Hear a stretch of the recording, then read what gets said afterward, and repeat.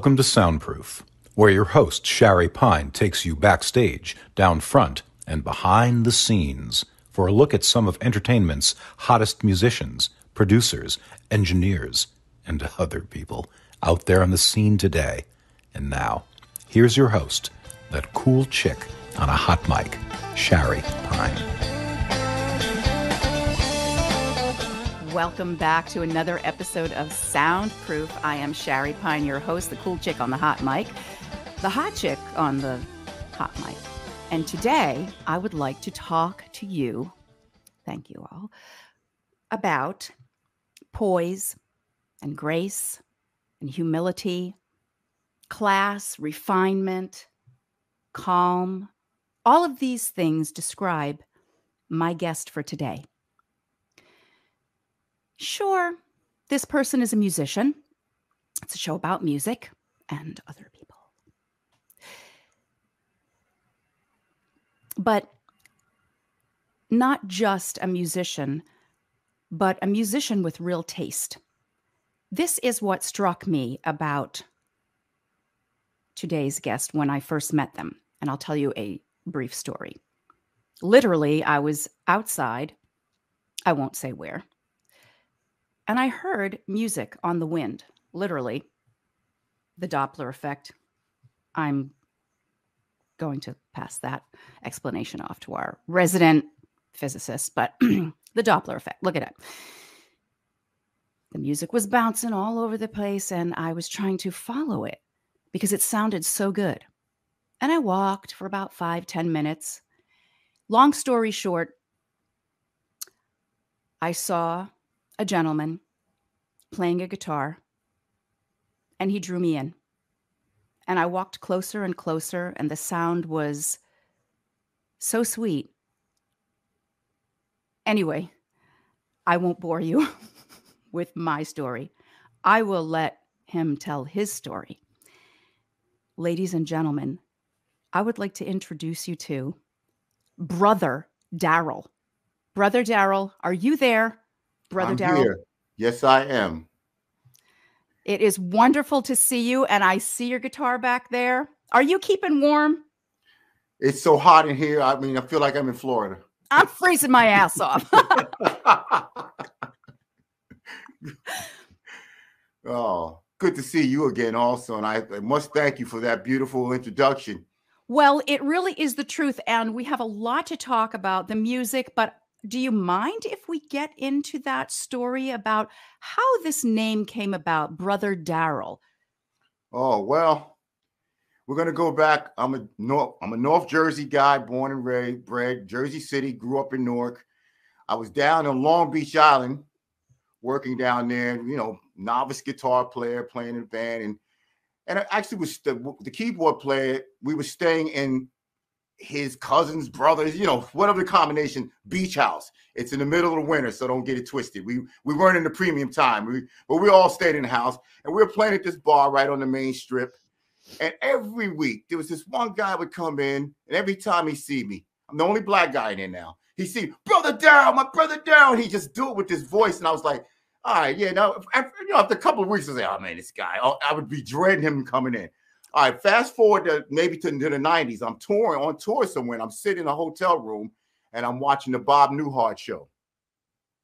You get it. You already know. I never saw the show before. There's a character named Darryl who has a brother named Darryl, and he says this is my brother, my other brother Darryl, exactly like this guy was saying it. And I remember saying to myself, man, I wish I could go back and find this guy, because I was calling him so many mother, what's in my mind, because the guy was just talking about a TV show, and I had no idea. And I took that name on because, I figured some people would get it, some people wouldn't.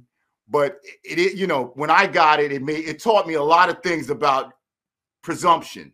You understand? So here I'm presuming this guy's one thing, and he's on a total different. This guy was in a total different.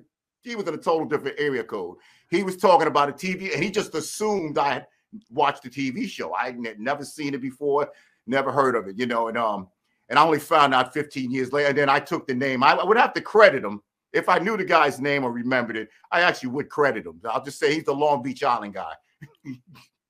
He gave me that name. Do you hear that, Long Beach Island guy? If you're out there listening, this is the the story. You did it. You did it. Well, let me ask you, do you you're talking about, assumption or presumption. What about that?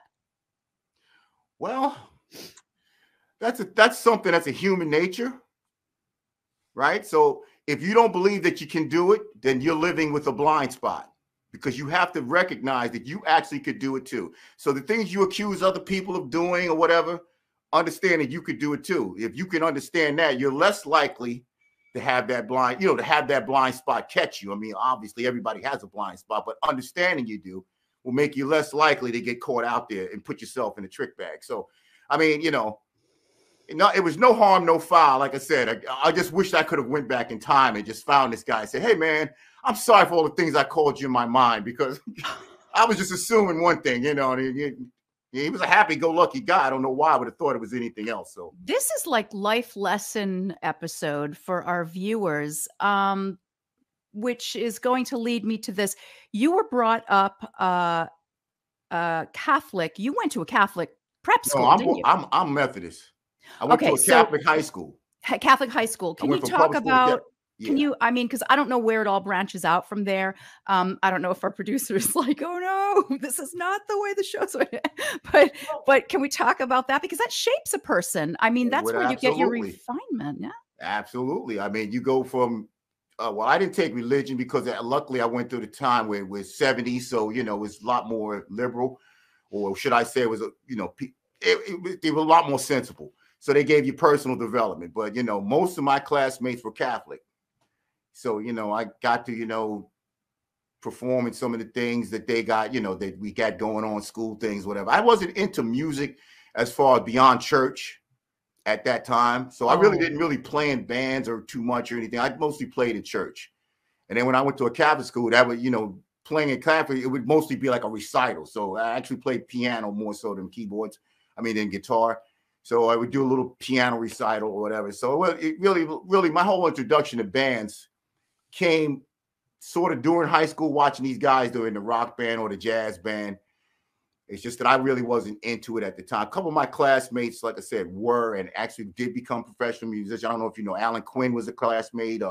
Alan Watson was he's a couple years ahead of me, the keyboard player. So I knew these guys, but like I said, I wasn't even aware of what they were doing. You understand? I mean, I just knew they played in a band. I didn't even recognize it as jazz as such. You understand? Because I was just into church, gospel music per se. So it was only when I got out of high school did I actually start switch to guitar totally, wholeheartedly, and also switch to being a jazz musician. Okay, we got to talk. We're going to get to the jazz. We're going to get to the blues. We're going to get to the rock and this and that. I want to go back to the church. Yeah. It's an interesting thing, because once upon a time, I wound up on a 3 Express out to New Lots Avenue at the House of David, big Jewish Star Church. Yes. And it was an amazing church experience. I mean, everything you see and you read about, I read about or see, as far as like everything, the tambourine, they had a full house band up on stage. Right. I mean, okay, it was Baptist. I know you're Methodist, whatever it is. Here we go again. I don't know all of the ins and outs of that, but tell us about music in the church. Music in the church, at least at the time that I was in.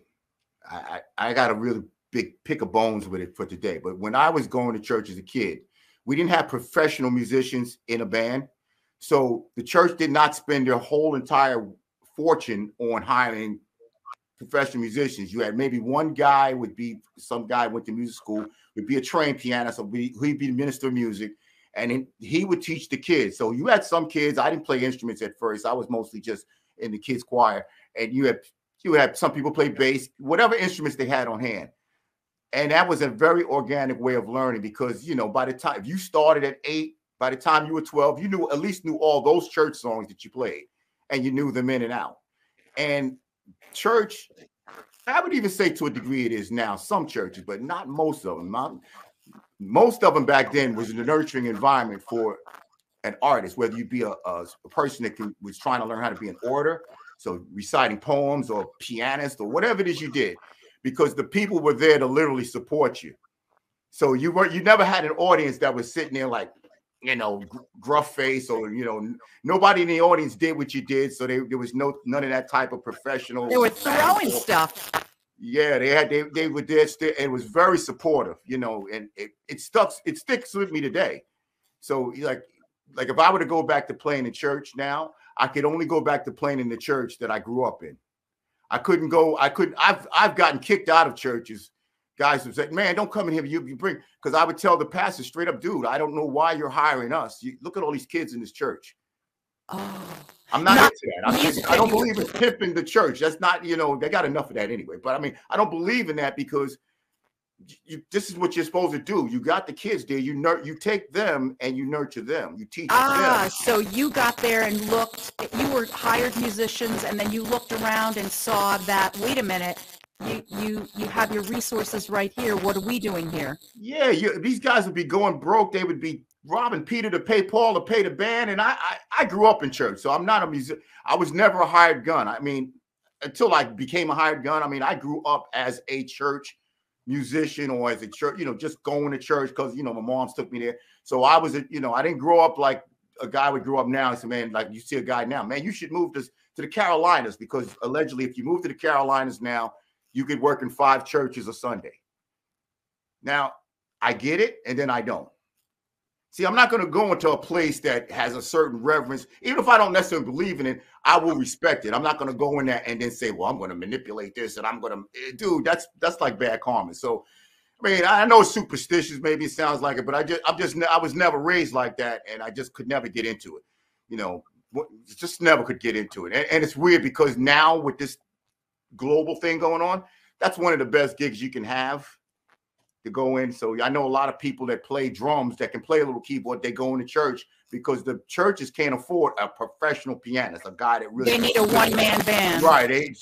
They'll get maybe a guy like myself. I can play piano. I would never take a job as piano, because I would be taking a job away from a guy that can actually put a foot in that job. I don't. Yeah, but if he doesn't step up to do it, then it's yours. Well, but I do it in my church. Yeah. I would do it for no money.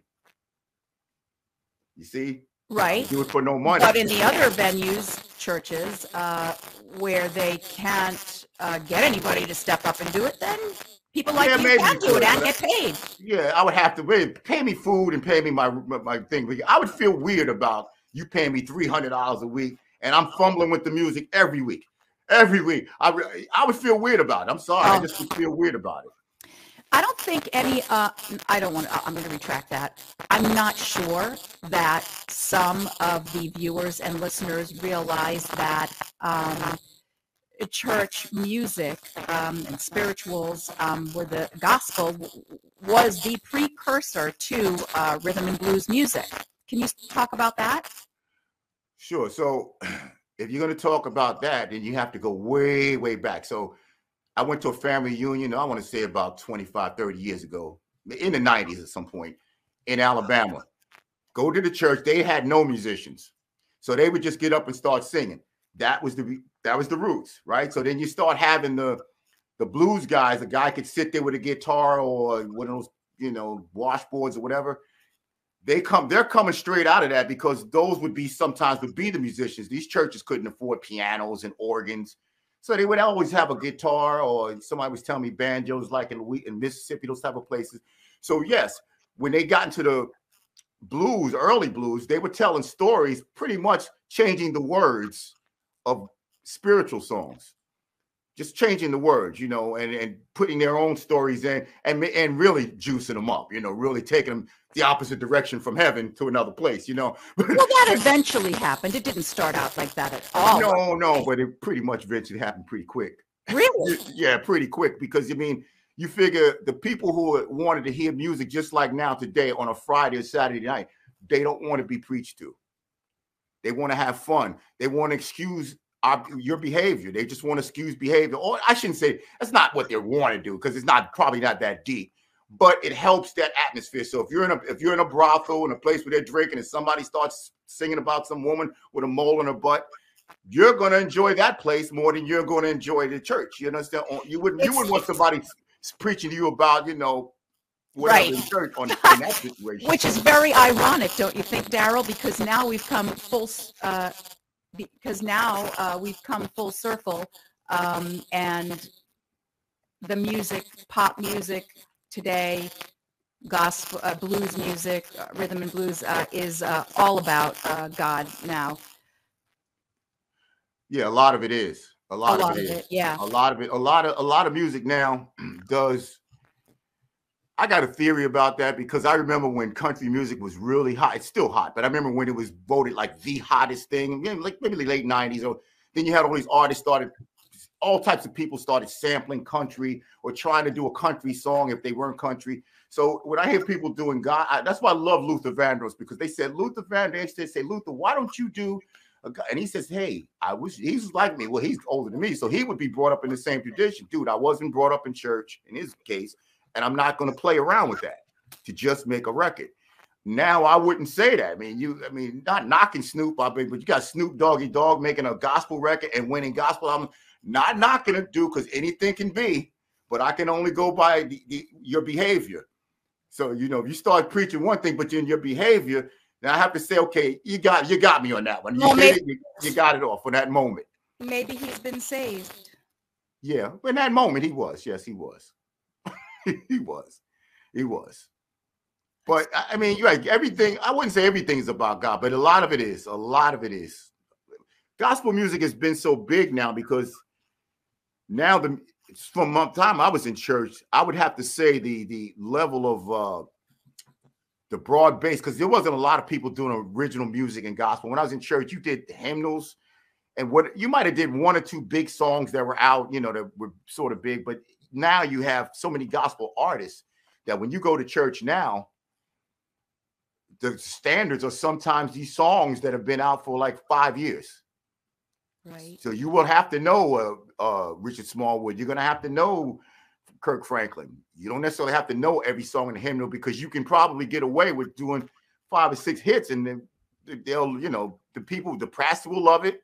My mom's church is going through that now, So, So, Darryl, I would like to ask you, speaking of all of that, about now, particularly your music style, your progression from, within guitar. Well, okay. So once I was always playing guitar from like 3rd grade, but I was taking piano lessons. So, and when I say I was playing guitar because in 3rd grade, there was a kid, he was a bully. They gave out these little black song flutes. Oh, boy. And we all ran to get the song flute. And it was this kid who was a bully. He just snatched it. And of course, I was the odd man out at that point. And so my teacher was from California, Miss Sherman. She says, all right, Dad, don't worry. I'm going to teach you the guitar. I don't want a guitar. I want to play the, song flute, Oh, wow. So she taught a few chords, Puff the Magic Dragon, You Let It Be, these little Beatles songs. I mean, we didn't know who these guys were at the time, but I mean, those were the songs we were learning. And I would go to church. At that time, there was a camp called Camp Aldersgate in Jersey. It was a church camp, a Methodist camp, and then later just became an all church, like all churches. But it was a Methodist camp. And because I knew a few chords, me and this other kid, he from another church, every year, I want to say from like 9 to like 12, we would play the guitars for the other kids to sing. Again, all these different songs, Sound of Silence, things of that nature. You had the little book with the songs in the chord grid for a long time. Right. I don't know where it is now, but simple songs with simple songs, tablature. Basic, right? G chord, C chord, basic chords you would know. And I stayed with that, but I still was taking piano and everything. And when I say I was playing piano, I was just playing church. Wasn't playing in bands, and I wasn't even aware too much of, and I was in a neighborhood with a bunch of bands. That was the weirdest thing. I played sports too. Maybe that was why I didn't really know the guys that were in the bands as much, but I played in church all the time. So then I want to say after high school, I went to school for engineering, and I joined a big band at Essex County College. Oh, the big band, like swing band? Yes, with Aaron Bell, who is the bassist for Duke Ellington. Every week, because I knew my chords, I got the guitar thing. So I didn't know those chords, but I could read chord grids. So I learned them and I would be playing. Every week he would sit over and he'd go, B flat, baby, B flat blues, B flat. Oh, then he would say rhythm changes. And I would just wait till I had the ear. So I'm waiting till they start playing and I'd follow. So one day me, myself telling on myself, feeling guilty. I said, hey, Doc, you know, every weekend I said, you calling this out. What do you mean by the B flat blues? What do you mean by, he looked at me and said, you don't know? I said, no. He sent me to Jimmy Ponder to take guitar lessons with. And that's where it started, because once I got with him, he's a guitarist. So now, you know, he could show me. You understand what I'm saying? It wouldn't be like somebody just telling me to do this and do that. You know, I mean, he could actually show me. And well, I can confirm because we've played together. We've played music together. Right, right. Yeah. So I know what you can do. I've heard it, and I've been struck by it, which is why we're talking. So yeah, go on. Please. He was the guy that I had a guitar teacher. I was taking classical guitar lessons. Before that, right in the high school with Mr. DiMatteo, who's, I think he's still with us. And I was also taking lessons with this guy, Hayes Johnson, who was roommates with George Benson. And he was always trying to teach me, like, I'll remember April. And I'm saying to myself, I don't want to play that. I was thinking about this. I want to play Larry Coryell. I want to play Captain Fingers. I want to play, you know, these are the things I was like interested in. Like, man, I can confirm, because 7th position classical, by the time I got to 7th position, I was like, screw this. What the, you know? Well, no, I love classical music. The classical music I actually did like. Yes, but by the time you got down to all of this down here, it was like, what am I doing? I feel like a freak. Yeah, well, yeah, you got it. So then you say you went on to, so classical. Okay, so I was taking that all at the same time. Classical, I was taking what they call jazz guitar at the time with Hayes Johnson. And it was another guitar teacher who would teach, I don't know what he was into. This guy, Lou Nasty, he taught me how to play with a pick, you know, because I would always play with my fingers. Oh, that's like flat picking. That's a whole, because you have a Gibbs, you have an electric acoustic, or you have that jazz guitar. Now, I know that classical training, finger picking gives, you know, way to when you're playing those blues chords or those jazz chords, it gives, you know, it allows you to you know, voice the chords in a particular way, other than just flat old strumming them. But the what you're saying, but the picking, that's more like acoustic, even like flat picking tablet. You're talking about like country-ish? No, well, he just taught me how to play with the pick, period. Because I always played with, I was always playing with, I could play with the pick a little bit, but I was play with my fingers for the most part. And so I was taking all of that at the same time. I had no idea what I wanted to learn. I just wanted to get better on the guitar. So I took all 3 classes at the same time. Whoa. And it's funny because right before that, it was Duke Anderson was a piano player, and I was still playing piano, and I was sitting out listening to his class. He's teaching these guys all these bebop tunes, and I said, "Oh no, I'm not getting involved with that." And I'm going to guitar. I get with Hayes Johnson. He's teaching the same thing, so it was like, oh man, and you know, and it's funny. I appreciated it, but I didn't absorb it until I got with Jimmy. Well, that's what I heard. Ponder, I already knew certain things about like reading, which he said he didn't read it all. I could read. So we, you know, it was good.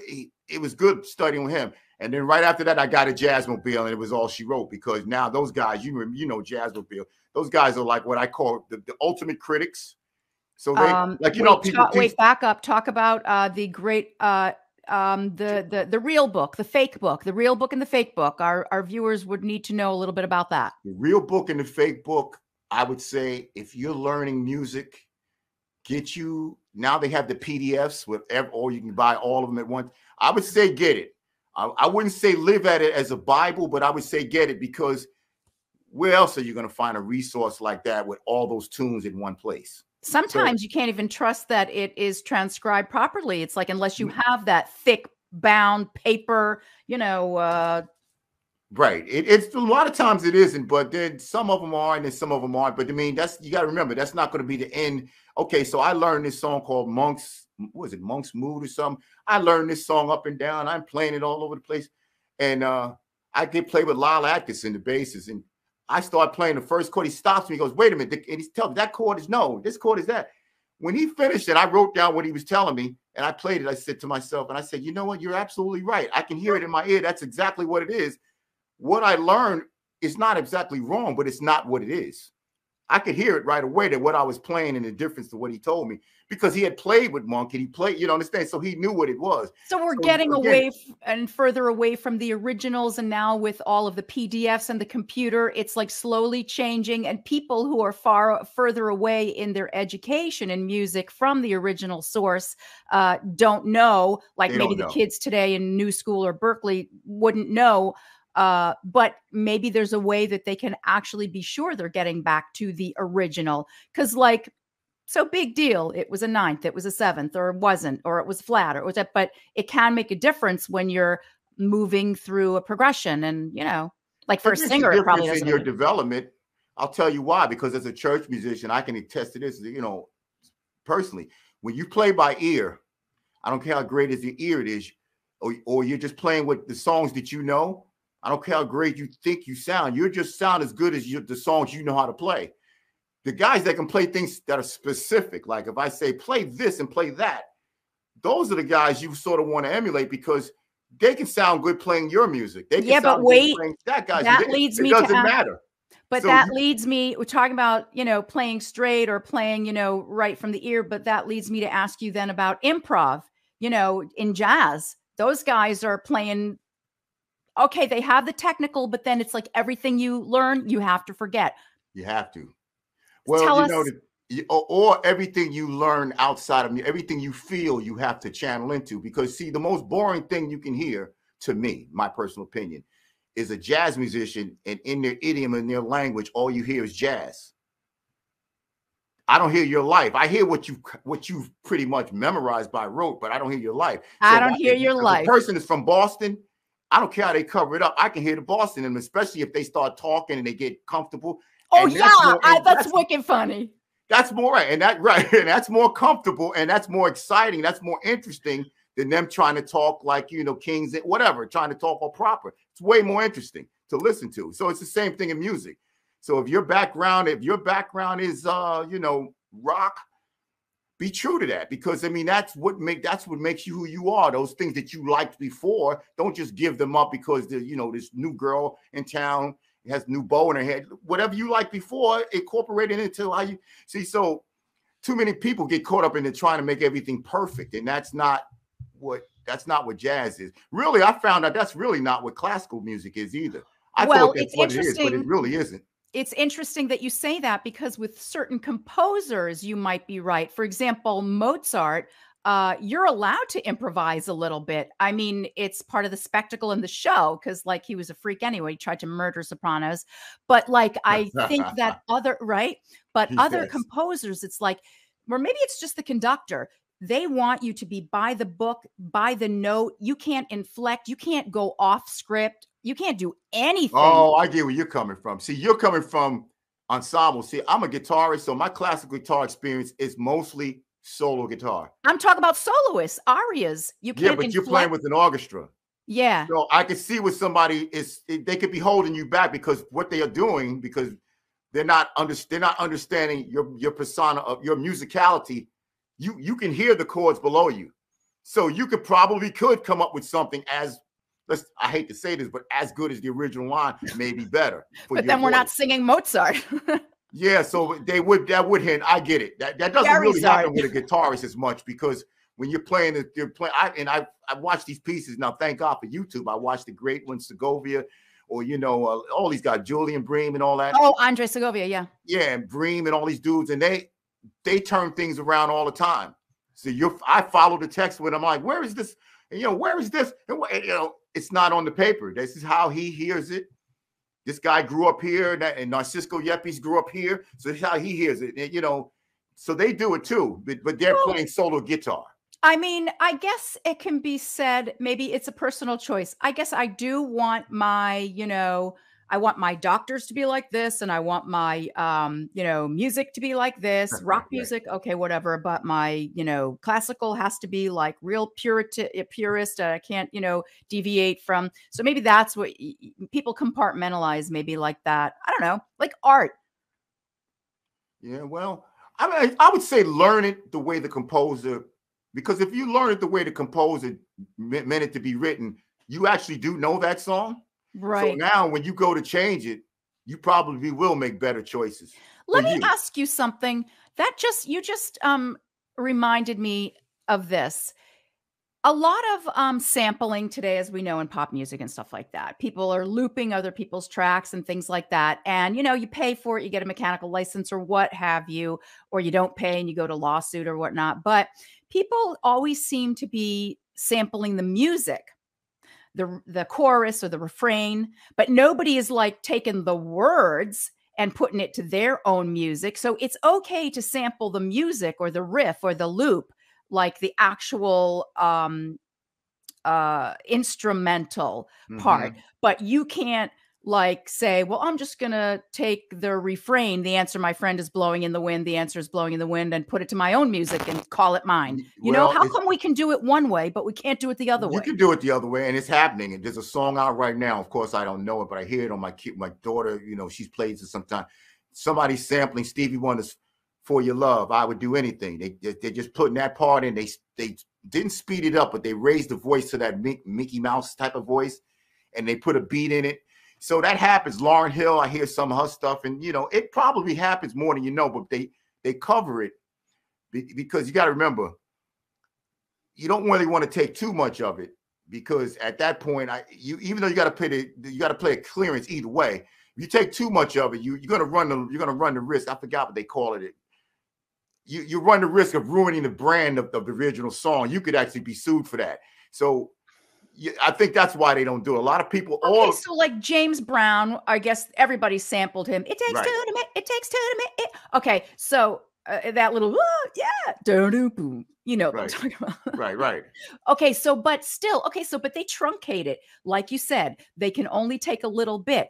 But where music comes, man, they take like 16 bars, 32 bars in their song. Like they take complete songs, like that Marvin Gaye tune, I know what's going on, and they totally, and that Alex, what's his name? So the I don't know, or Ed Sheeran or whoever, they take the entire tune from start to finish, and they put their own words on it, and then they put it out. But Shari, you got to understand something. This generation doesn't look at that as anything being wrong. Right. You see, you and I come from a totally different thing. Like, you know the difference between right and wrong on a lot of things. Some things that would be considered wrong when we were growing up, they don't even consider it one way or the other. I wasn't even thinking wrong or right. I just want to know how to do it. I want to know how to do it. Okay, yeah, well, yeah, I got you. The biggest thing, I used to ghostwrite. I can't speak on who, but I used to work with a lot of people who ghostwrite or write for people. And biggest thing I learned from being around people who do that first thing I learned is that as a musician, we're always going to be exploited by people with no talent, because we do it for the love. So anytime you love something, you're always at a disadvantage. But one thing that I learned is that my problem? Yeah, because you doing it for the love. Ultimately, I don't care if you say I want to be paid this. You're ultimately doing it for the love. But they would always say love. Brother Darryl just said it. We need to break for 2 seconds. The problem is love. You have to stop loving. You gotta do Love only leads to heartache and hate. So you gotta have heartlessness in your heart. 4 walls around yourself and stop loving. Yeah. Right, exactly. They would always say, hey, Darryl, think Babyface, think, and so now I'm playing the chords, because I would always be the guy that plays the chords, because I'm the only musician in the room. One guy would be a DJ, another guy would have the Pro Tools, another guy would be the manager of the artist, and they would always get the songwriting credits or whatever, and you just sitting there getting $1,500. A couple of years later, you might hear that song or pieces of that song. So I'm just saying, they don't look at that as being They look at it, that's the way to operate. They want points on the record sales. Well, they're not going to give you points. Like I said, they're not going to give you points. Like I said, you have to be in on that whole type of, you have to be in on that mentality. Like I wouldn't have even thought to even ask for it because I wouldn't think that we were going to go in the studio and we're going to take a guy's song and break it down and then take this piece and put it over. I wouldn't think that. I thought you were going to sing, I was going to play behind you. If we make it to the room where it's all happening, then we better know. But then on the other hand, like Lizzo, Taylor Swift, everybody's talking about how I got ripped off. One day I was having coffee with my friend and I said, oh, isn't the sunshine so beautiful? And here's my song, boop, sunshine so beautiful. Everyone's popping and locking to the song. And like, now I'm getting sued because they had it in their notebook first. I don't know. Well, the beautiful thing about the thing that you can protect yourself from that, when you finish something, put it out. Put it out. Don't shop it, because I'll tell you from firsthand experience, when you shop a song, all you're doing is giving ideas to producers. That's all you're doing 99% of the time. Even if it's a person you know and trust, they're in such a high pressure pressure type of job or whatever it is that they call their job, that they can't help themselves. They might not want it. They just can't help themselves. I was sitting in a room one time, and the guy, he played the guitar. He starts playing. I'm like, and I played something. He says, no, that's not it. Then about an hour later, he played the same thing. He goes, I think it should go like this. And I'm thinking to myself, didn't I just tell you that? Didn't I just tell you that? Because, but that's what you're dealing with, So right now, all I do is focus on, now I'm focusing on my home. But before the pandemic, I was working on finishing my catalog. So I was looking, just trying to put songs together, putting together the right singer. I'd sing a little bit. I would sing some stuff or what I was just trying to get it all done and put it out. This way I can forget about it. Because if you put it out, it's in the air. If it happens, it happens. If it doesn't, but you're finished with it. You don't have to think. Got you. Song. So that's what you want to do. If you do that, then you gave it your best shot in that respect. Because right now, there's so much music out there to sit there and say, I'm going to promote and promote. You're dealing now with an industry of, I'm a promoter. Give me $25 a month and I'll promote your song. And I will promote it. You and 2,000 other people I got giving me $25 a month. So that's not real promotion, So that's the newest business, that's the newest thing right now. Okay, well, you just described social media, which is another reason why, let's break for 2 seconds. Love. Get off of social media. Do not love one another. They're out to get you. They're out to, your social media. Well, social media for me is just, it's actually an escape from reality, and it's actually an escape from reality from work. So I might be sitting here sometime. I was on my roof last summer, and I was like, man, and I'm looking down. I was on my roof last summer contemplating jumping off. Well, I had to fix it first, but then I said, let me get down here. And I went downstairs to make a sandwich. And 3 hours later, after getting on there, going back and forth about boxing and sports and politics, I was like, I just wasted 3 hours of my life online with people I've never met, And so, musically, the pandemic for me really, really opened the door for me to really know what it is that's important. So now, I'm working on the house mostly every day. I got to get back to the catalog, but I'm not going to be stressing out about trying to do it. I'm just going to do it when it happens. Man, and realistically, I'm almost like I'm retired, because I'm looking at the way things are with traveling and the way things are with just. Oh, Corona retired you. The Corona retired everybody. And even, even just the whole. Yeah, you can go, you can't go, you can do, you can't. Dude, I'm not. It's like, go away, come here, go away, come here. Exactly. And I went through the whole Zoom concerts and all that. Which brings me to beautiful blessings can sometimes come in ugly wrapping. Yes.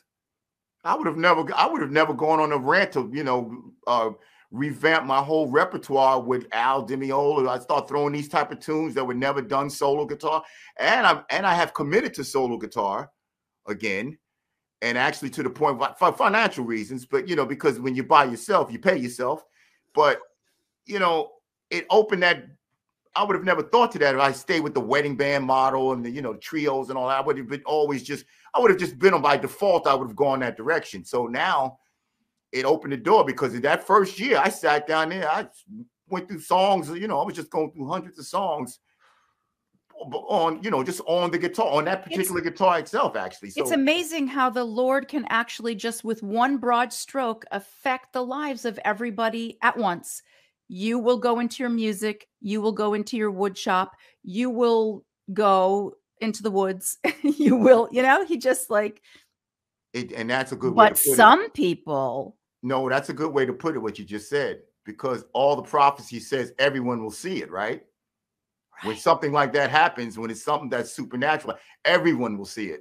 So this, everyone has pretty much seen this. Oh, excuse me. All right. So I'm such an idiot. You started I'm it. just so involved with the camera that I didn't even look to my notes. Okay. The song I was thinking of is Blurred Lines by Robin Thicke. Okay. Thank you, Nick. Well, he ripped that off. That was a direct ripoff. Okay. That was a direct ripoff. And it's happened like before. So talking about what we're talking about, like spirit, like the graces of God and things like that. I mean, straight face robbery, thievery, lying is some of the result, the other side of the the earthquake that's opening up the world and people are falling in. So you got us, I hope to count myself on that side. And then you got the other people are just like taking this opportunity for blessing and self-reflection and just robbing and thieving and lying and hoeing and well, they're all in it with us, but they're in it with a mark. See, so right now, if that's how you're behaving and that's how you're presenting yourself to the world, it's pretty apparent to the world. You just don't know it. You might think you're being 2 cent slick, but it's actually, they do know it because people do see it. Like, so people do see the things that they're being told. But how much time do they have? How much time do they have until it's too late to Kate? Well, it already is too late. Here. They took their time off. They took away all their time. They took away they threw the rope away because you can't turn back from that. There's some things you can't get back. Like you said, oh, maybe so-and-so got reborn. You can't reborn in a moment that was in a rebirth moment, and you choose to just say, I'm not rebirthing, and I'm tearing up the contract. You can't come back with that. There, you tore the contract up. Well, wait a minute. You know what? I tend to agree with you, but I'll play devil's advocate and ask you, isn't that the definition of like being reborn? I mean, like returning to, so you, in the moment of rebirth, like this whole Corona thing maybe is like a reset for people. And some of us are going into the blessing, but others of us, like you say, are saying, no, I'm ripping up the contract. I'm not doing. Do they have time to say, wait, I made a mistake. Let's glue it back together? Nah, they set themselves up.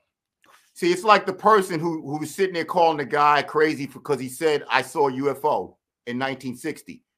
What they called this guy crazy. 60 years later, what does the Pentagon say? Well, there are things we can't explain. See, so now you can't go back to that time when you said, oh, I'm sorry, you were, dude, you actually ostracized this poor guy. And so in that moment, instead of you choosing, well, I don't know, so I'm not going to sit there and call a guy a liar. I'll shut up or I'll just give him a beer. No, you took the dirty road. You treated him dirty. You can't go back on that. Oh. You can't go back on that because that was your moment to be a human being or just a rational human being. Instead, you went zombie on them. So, this is sad what we're in because like I see so many people I related to some who are in a moment where they put themselves in another class of human being based on whatever self-righteous thing they're calling themselves doing. And, like I said, I'm a born dissenter. So I always know that, I'm going to always come out and not, in my mind, I'm saying, well, I wouldn't do that to that person because but like I said, I keep track of my blind spots. My blind spot would be something, if I saw police brutality, I'm going to naturally say, well, that guy, and it may be very well be, but then it may very well be not be. You see, because I know guys that are policemen and the stories they tell me, it makes me say, well, you know what? I can understand why that cop might have did that when he caught that guy. I sort of could understand, think about what the guy did, but the guy might have lost his. You have always struck me as being, you have a diplomatic bone in your body. Well, of course. Of course, you have to, because God makes your head a certain size because we don't know everything. Otherwise, your head be too big. We don't know everything. We don't. Which brings us back to the knowledge of good and evil. Sometimes we just don't have to know those things. You don't have to. But again, we eat from the tree when we're not supposed to, because he said you're not supposed to know everything because your head, like you said, will get this big. But she ate anyway. and caused him to eat. And now both of their heads are like the Siamese twins. Right. That's it. But that's out of an act of ignorance. That's like if you played a wrong note, you were getting all excited, and you sang a wrong note. You did it out of exuberance. But if you sat there and said, I'm going to mess this whole gig up, I don't care, and you sang that note, that's a different type of wrong note. You understand? That's a different, and that is evil. It's evil. It's very evil, but that's one is both were wrong notes. One was you did it out of joy, exuberance, or whatever. So it's not evil. One is you did it out of petty, so you know what you did it out of. So, that's where we are now in this world today. So it's going to reflect in the art. Even if you like going back in my catalog, even if I go back in some of these songs, I was singing about, singing about dance music, singing about going in. I don't even know if I'd have to change the words because I don't even know if I really would believe in that. What I'm saying now, would that stuff be even relevant to my life today? So you really are a man of truth and good intention. It's about the intention that a person has when they're doing something. Are these true intentions? Well, you got to have that. But sometimes we change. I got to have that. Right. I got to have that. Otherwise, I'm looking over my shoulder. It's like where I grew up with a lot of guys that did. What, to see if you're coming up after yourself? No, because I wouldn't have to look back over my shoulder knowing that I did something dirty. See, so when I grew up, guys did a lot of dirt, a lot of crime. My uncle was a fireman. He used to say, man, I don't know why these guys are worried about making $10,000 a week when they can go make $10,000 a year and not have to look over their shoulder. Right. He used to always say that. Way before the 80s, he used to say that when I was a kid. I used to hear him saying that to guy, his friend, these guys were hustlers. And, he would always say, they would always kid him about having to get up and go to work in the morning. Oh, you got to go to that mule. And he would say, I don't know why these guys are worried about making $10,000 a week when they can make $10,000 a year without looking over their shoulder. And that goes in life for anything. If you do something and you didn't do somebody dirty, you sure don't have to have regret. But now if you did dirt, if you're a thinking person, most of the time it is going to bother you because you again, those are one of those things maybe you can't really make up for it. So it might bother you forever. If you can't say you're sorry to the person, like I can't say to that Long Beach Island guy, man, I'm sorry for all that stuff I was saying to you in your mind. It really bothers me, but I'm just saying it. If I could really see that guy and could remember and knew that guy, I would say that to him. Well, we have a surprise for you today, Darryl, because guess what? Guess who we have? We have him here. He's waiting. We have Long Beach Island Bob. No, only kidding. Wouldn't that be funny? Oh, God. I would probably jump through the screen and get his guy. No, you know what? I think the Lord works in such a way that he'll see it and he'll be heartwarmed. Hopefully he was. He really. I know he'll remember. Wow. Brother Darryl, but it stuck with you and you're not letting it go. And that's a beautiful thing. I love years ago when I learned that you were Brother Darryl. I just looked for every opportunity I could to just, have those words roll off of my lips. But I thought maybe I was being pretentious, you see, but now I know where it came from. So I'm going to be like Brother Darryl and all day long down the street, up the street, public transportation, Brother Darryl. Yeah, right. No, yeah, that's. Brother Darryl, do you have, because we're almost wrapping it up, do you have any words, parting words for our viewers in the way of the topic of discussion today, which was music, and it was very broad. We went everywhere, and thank you for that. And in the way of just moving forward in faith, because I believe that you are a man of faith. Well, I'll start with the moving forward with faith before I get with the self-promotion. Let me do the self-promotion first. So I left out a big story. A good sax friend of mine, sax player, Robert Lanham from Philadelphia. We had a band together, 2009, called Mad Flow, MADDFLOW, Mad Flow, the band. So you can look that up on iTunes, some of the music we did, instrumental, so-called smooth jazz. Okay, that's one thing. And look out for me, Brother Darryl. I think I'm your Brother Darryl on Facebook. I will try a Mad Flow. Look out for all of that stuff on Facebook. Because I am going to start redoing my catalog sooner than later. But the parting words on moving forward is move forward in who you are. You don't let you don't let anybody define you at this point. I mean, I know that's an old type of advice. I'm not the first person to say that, but for moving forward now, it is very imperative that you cannot let anybody define you, because right now the definition of a human being is becoming cookie cutter. So we're not cookie cutters. We're not guinea pigs. We're not hamsters. We're not widgets. Each of us is very, very different. And if we can get back to that, we actually will get out of this musical dark age, because we're in a musical dark age right now where there's sampling going backwards and telling you that it's something new, and that's not the case. So the reality is the new is in you, but you gotta make sure you don't let anybody define you. You gotta make sure that you believe in you enough, or just love you enough. Forget the belief, that you love you enough to know that, hey, that song that I hear in my mind, that's what I want to do.